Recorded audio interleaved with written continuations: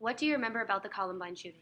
I think I was in 8th grade. I was about 14 years old when we found out about the Columbine shooting. It was really scary.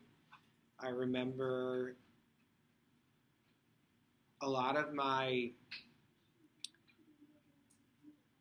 perspective on a lot of things changed. I never really thought about guns before, but I know that after Columbine happened, everyone was kind of talking about gun control and also what caused these 2 boys to do what they did. And so I started kind of thinking about those things for the first time. It's kind of funny because Columbine sort of happened like as I was becoming like a teenager. So it's sort of like, I don't know, made me think about things that are a little more like serious and scary. Am I talking too low, you think? I'll see.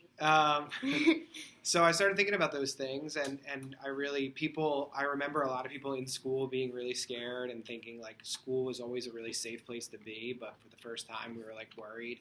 The school was debating whether or not we should be able to bring our bags to class, or if we should have to leave them in our lockers so that they knew what we had at all times, like that no one had a gun or anything.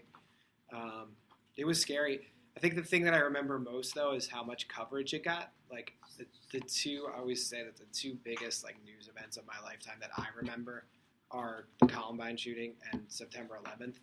And I think part of the reason for that is because people really, when something like that happens, people really want to know or try to figure out why it happened.